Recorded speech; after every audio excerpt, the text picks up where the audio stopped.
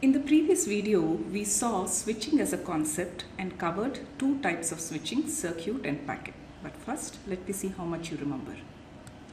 Switching is a neat solution to scale up networks. You can interconnect multiple networks through switches and thereby form a much bigger network. There are two types of switching, circuit and packet. In circuit switching, the resources, typically the bandwidth of the link, is dedicated for a given user, whereas in packet switching, these resources are allocated based on demand. And statistical multiplexing is the concept that underlines packet switching, and this results in a store and forward design. So this is being kind of captured here in this particular picture. So packets come, they get interleaved in the buffer, and on a first come first served basis you serve the packets. One question we left hanging in the previous video was, when packets come, how are they forwarded to the right outgoing port? I just mentioned that they should carry some information in their header. So what is this information and how is this information used for forwarding? How this is done, there are three different types of packet switching: datagram, virtual circuit and source routing. So we will look at each in turn. Datagram switching is also called connectionless switching. This is because in circuit switching you establish a connection before you can send packets. Here there is no such connection established. Packets can be sent anytime, anywhere. So in circuit switching, during the setup time, you figured out through some process on which output port to send this particular packet, but here, since there is no connection set up, somehow this information has to be conveyed, and this, I mentioned earlier, is conveyed through a destination address which is part of the packet itself.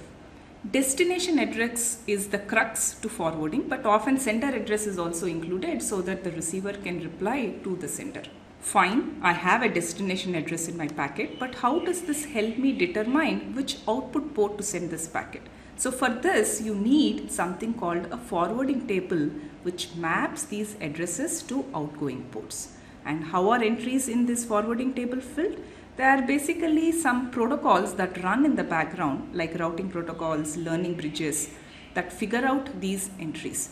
We will see more of these in the upcoming videos. For now, assume that such a forwarding table is available and it is filled by some background process. This example will make things clear. So here we have multiple networks, LAN segments, interconnected through switches. These switches also connect hosts. Let's look from the perspective of switch 2. Here I have listed the forwarding table at switch 2. This, as I said, is determined through some routing protocol. Now suppose host H were to send a packet to host A. This packet will come on port 2 for the switch 2. Now what it does, it is going to look at the destination address, which is A. Then it will refer to this forwarding table. It says in order to reach A, use port 0. So it will take that packet and forward it on port 0. It is not shown here, but switch 1 will also consult its own forwarding table and figure out that to reach host A, this packet has to go out on this port, and since it transmits on this Ethernet segment, host A will receive the packet. So a very simple process. You can send a packet anywhere and at any time. This is because the packet contains all the information that is needed to forward the packet. This information is the destination address. So you don't need to set up any connection before you send the packet. So there is no call setup delay. Not only that, you don't have to maintain any per connection state. So a switch doesn't have to be bothered with maintaining state that, okay, A is talking with H or B is talking with C. It doesn't need this kind of state maintenance. All it maintains is to reach this particular destination, which port to send it on. So this state maintenance can be rather cumbersome in the internet core, where there can be millions of connections going through a router. So this is not a desirable feature, maintaining per connection state. Since datagram switching doesn't maintain, that's a very good feature of datagram switching.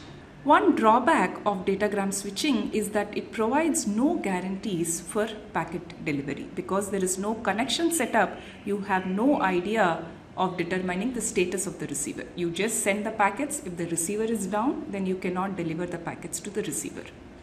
Another problem with datagram switching is the possibility of reordering. For example, you are trying to reach destination D. When a packet comes, the routing protocol said send it out on this. Suppose this switch were to fail, then the routing protocol will figure out that something wrong has happened and it is going to find an alternate path, so the other packets that are coming can potentially be sent along this path. So packets can take different paths based on what's happening in the topology. This can lead to reordering. While the above reordering is a pain, the fact that you can find alternate routes makes the system very fault tolerant, and this is one of the other big advantage of datagram switching. You can always find alternate routes and cope with failure of switches. So that's with datagram switching. Let's look at virtual circuit switching.